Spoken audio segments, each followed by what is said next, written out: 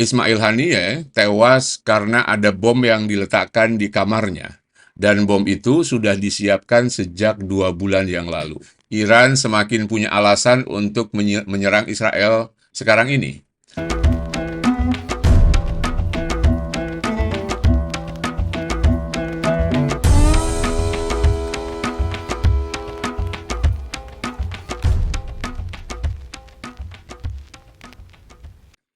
Hari ini saya mau bicara tentang politik. Tentu kalian mengikuti berita yang lagi ramai belakangan ini tentang pembunuhan tokoh penting Hamas, Ismail Haniyeh. Tokoh ini tewas di Iran dalam sebuah peristiwa yang diyakini adalah sebuah pembunuhan yang dilakukan oleh Israel. Sejauh ini Israel belum mengumumkan secara resmi bahwa mereka yang melakukan itu. Tapi seperti biasanya Israel tidak pernah mengumumkan tindakan-tindakan yang mereka lakukan kepada musuh-musuhnya. Jadi banyak orang menuduh Israel dalam peristiwa pembunuhan Ismail Haniyeh. Karena memang selama ini tidak ada orang yang paling ngotot untuk membunuh para petinggi Hamas, tidak ada negara yang begitu bersikeras untuk menghabisi para petinggi Hamas kecuali Israel.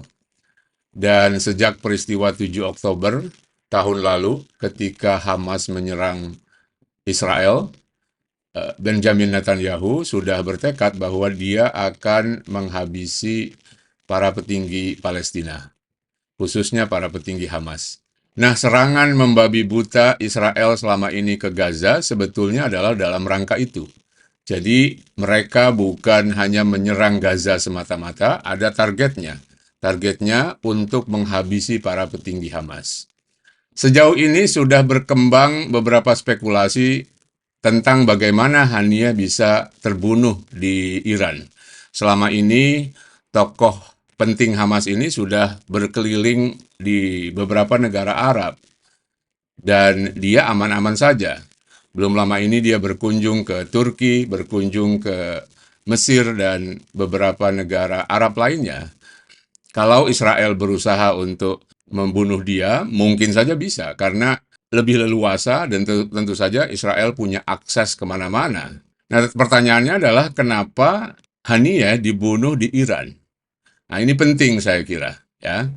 Tampaknya Israel secara sengaja tidak ingin membunuh Ismail Haniyeh di Qatar atau di beberapa negara Arab lainnya. Perlu kita ingat beberapa negara Arab memiliki hubungan diplomatik dengan Israel. Yordania, Mesir, sekarang Uni Emirat Arab, dan Bahrain. Negara-negara ini memiliki hubungan yang cukup dekat dengan Israel. Kalau Ismail Haniyeh berkunjung ke negara-negara ini dan kemudian dia terbunuh di sana, tentu saja itu akan mempermalukan negara tersebut. Nah, saya kira Israel memperhitungkan itu. Dia tidak mau Ismail Haniyeh terbunuh di negara di mana Israel memiliki hubungan diplomatik dengannya. Nah, tiba-tiba ada sebuah peristiwa di Iran, yaitu pengangkatan presiden baru Iran. Seperti kalian tahu, beberapa bulan lalu, Presiden Iran Ibrahim Raisi tewas dalam sebuah kecelakaan helikopter. Dan ini juga merupakan peristiwa sendiri yang sebagian orang mencurigai bahwa Ibrahim Raisi bukan tewas secara alamiah. Ada orang yang melakukannya dan sebagian pengamat mencurigai bahwa Israel mungkin berada di balik tewasnya Ibrahim Raisi. Kita tidak tahu, tetapi rangkaian peristiwanya itu seperti ada koinsidensi. Ingat bahwa Ibrahim Raisi tewas beberapa hari setelah Iran mengirimkan rudal dan ratusan drone-nya ke Israel yang sempat menghebohkan dunia pada saat itu. Ini bukan sekedar kecelakaan biasa, karena itu sebagian orang berspekulasi, jangan-jangan Raisi juga tewas oleh agen Mossad. Nah, Ismail Haniyeh datang ke Iran untuk mengikuti upacara pengangkatan presiden baru. Upacara itu sudah diselenggarakan, dan setelah itu Haniyeh menginap di guest house, di sebuah guest house yang tentu saja sudah disiapkan oleh pemerintah Iran. Berita kematian Haniyeh tentu saja mengagetkan banyak orang. Berita itu mulanya disebarkan oleh kalangan Hamas sendiri bahwa pemimpin mereka telah tewas. Nah, tapi kemudian terjadi spekulasi bagaimana Hania meninggal. Dari beberapa berita dan analisa yang saya ikuti, setidaknya ada 3 penjelasan mengapa Hania tewas. Yang pertama, ketika berita itu muncul, sebagian sumber mengatakan bahwa Hanieh tewas karena diserang drone. Drone yang membawa alat peledak dan kemudian meledak persis di tempat Hanieh tinggal. Tetapi penjelasan ini kemudian dibantah. Hanieh tidak meninggal karena dikirimi drone, tetapi ada rudal yang dikirim oleh Israel dan rudal itu dikirim baik dari tempat terdekat di sekitar Iran atau di dalam Iran sendiri, atau memang rudal itu sudah disiapkan oleh Israel dan dikendalikan jarak jauh atau menggunakan remote, ya. Dunia militer biasa mengenalnya sebagai guided missile, rudal yang digerakkan dari jarak jauh, mungkin dari Israel, mungkin dari negara-negara lain. Tapi intinya adalah bahwa Haniyeh tewas karena dirudal. Ada penjelasan ketiga yang belakangan banyak dibahas oleh para pengamat. Tadi pagi saya melihat berita dari CNN dan seorang pengamat menjelaskan bahwa Ismail Haniyeh tewas karena ada bom yang diletakkan di kamarnya. Dan bom itu sudah disiapkan sejak 2 bulan yang lalu. Dan kalau ini benar terjadi, tentu saja ini akan mempermalukan Iran. Sebetulnya bukan hanya penjelasan yang terakhir, seluruh penjelasan tentang kematian Haniyeh itu pasti akan mempermalukan Iran. Apa saja yang ingin coba dijelaskan Iran pasti akan memalukan mereka, karena itu artinya mereka tidak bisa melindungi tamu negara, tidak bisa melindungi tamu pentingnya. Dan itu persis yang diinginkan oleh Israel. Israel menginginkan Haniyeh tewas atau mati di Iran. Dengan begitu Israel bisa mencapai target utamanya, tetapi juga dia ingin mempermalukan Iran. Kalau kita lihat bagaimana peristiwa itu terjadi, dan kalau kita kaitkan itu juga dengan rangkaian tewasnya Presiden Ibrahim Raisi, Israel seolah-olah ingin mengirimkan pesan, jangan main-main dengan saya. Kalau saya bisa membunuh Ibrahim Raisi, kalau saya bisa membunuh Ismail Haniyeh, saya bisa membunuh siapa saja di Iran. Ini saya kira pesan yang ingin disampaikan oleh Israel. Dan saya kira kalau kita melihat petualangan Mossad, tidak ada yang aneh dengan itu. Seperti kita tahu bahwa Mossad adalah salah satu agen yang sangat lincah, salah satu agen yang mungkin terbaik di dunia selain CIA dan KGB, ya.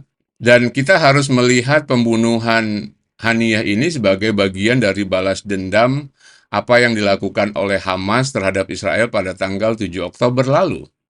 Ini mengingatkan kita akan apa yang pernah dilakukan Israel pada Olimpiade Munich tahun 1972.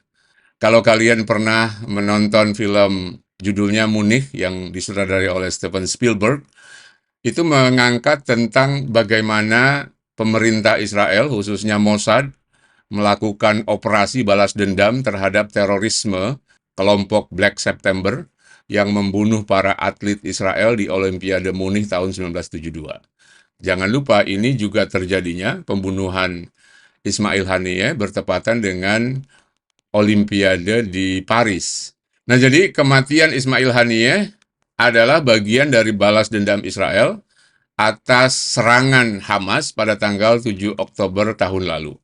Pembunuhan Ismail Haniyeh membuat politik di Timur Tengah semakin tidak menentu. Banyak orang khawatir bahwa perang akan meluas ke beberapa negara lain. Dalam tingkat tertentu sebetulnya perluasan itu sudah terjadi meskipun secara sporadis. Kalau kita lihat misalnya di Lebanon Selatan, kontak senjata masih terus terjadi sampai sekarang. Juga ada kelompok Houthi yang didukung oleh Iran. Mereka melakukan penyerangan terhadap kapal-kapal kargo yang lewat, dan itu mengganggu lalu lintas logistik dunia. Kemudian jangan lupa bahwa Iran juga melakukan aksi-aksi lewat proksi yang mereka miliki selama ini. Dan yang paling dikhawatirkan banyak orang adalah jika Iran memutuskan untuk perang terbuka akibat serangkaian serangan Israel selama ini terhadap kepentingan-kepentingan Iran, dan puncaknya tentu saja adalah kematian Ismail Haniyeh.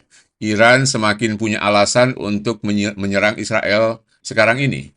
Nah, pertanyaannya adalah apakah Iran berani senekat itu? Dan tentu saja para pengamat militer dan juga para pemegang kebijakan di Iran sekarang ini sedang berpikir keras apakah mereka akan melakukan serangan atau menahan diri. Karena dua-duanya bukan pilihan yang baik. Kalau Iran diam saja, tentu saja mereka akan dicitrakan sebagai negara yang lemah, negara yang selama ini menjadi andalan beberapa kelompok Islam, tiba-tiba diam seribu bahasa ketika Israel menyerang kepentingan mereka. Tetapi kalau Iran menyerang Israel secara terbuka, melakukan perang terbuka, mereka juga harus memperhitungkan yang akan perang bukan cuma Iran, ada Amerika di belakangnya. Dan jangan lupa tidak semua negara Arab bersimpati pada Iran.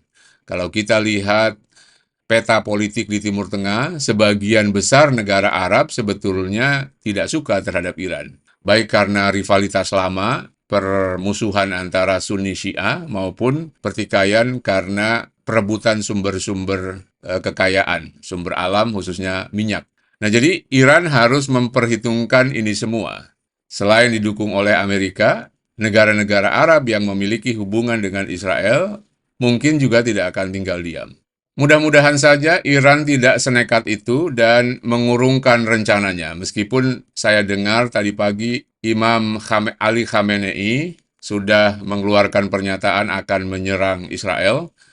Hal lain yang banyak dikhawatirkan orang adalah bahwa kematian Ismail Haniyeh ini akan menunda gencatan senjata dan upaya damai yang sekarang ini sedang diupayakan dunia. Belum lama ini pemerintah Cina berusaha mendamaikan faksi-faksi yang selama ini bertikai di Palestina. Ada 14 faksi termasuk di dalamnya Hamas dan Fatah yang diundang ke Beijing untuk mengadakan rekonsiliasi. Dan upaya rekonsiliasi ini dimaksudkan untuk menyatukan kelompok-kelompok atau faksi-faksi politik yang bersitegang di Palestina. Salah satu sebab utama mengapa konflik Israel-Palestina sulit sekali diatasi dan mengapa perdamaian antara Israel-Palestina tidak bisa diwujudkan karena ada konflik internal di dalam tubuh Palestina sendiri. Ada banyak faksi di sana, ada dua faksi besar, yaitu Fatah dan Hamas. Ada juga beberapa faksi kecil seperti Jihad Islam. Nah, faksi-faksi ini tidak pernah bisa bersatu selama ini. Jika ada keputusan dari PLO atau Otoritas Palestina yang terkait dengan perdamaian Israel-Palestina, selalu ada penolakan. Hamas sejak awal menolak upaya damai Israel-Palestina. Dan ini tentu saja menyulitkan langkah-langkah yang dilakukan oleh Otoritas Palestina. Nah, dengan adanya persetujuan rekonsiliasi yang dimediasi oleh Cina, ke depan harapannya adalah rakyat Palestina bisa bersatu. Dan dengan persatuan ini, mereka bisa menyongsong perdamaian. Tentu saja, upaya perdamaian harus dilakukan kembali.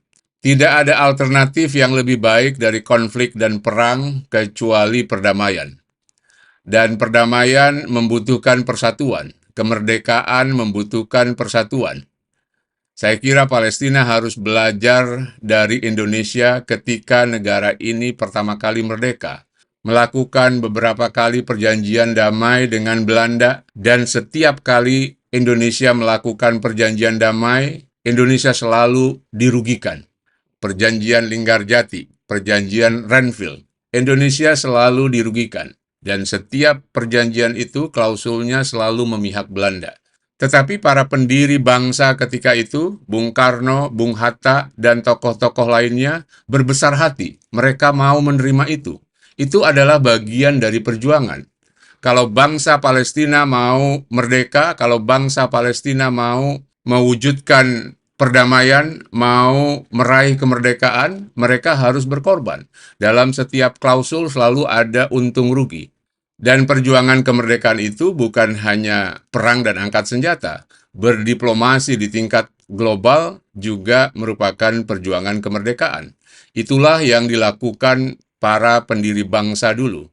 Nah, selama ini Palestina tidak bisa melakukan itu karena ada konflik di dalam tubuh Palestina sendiri.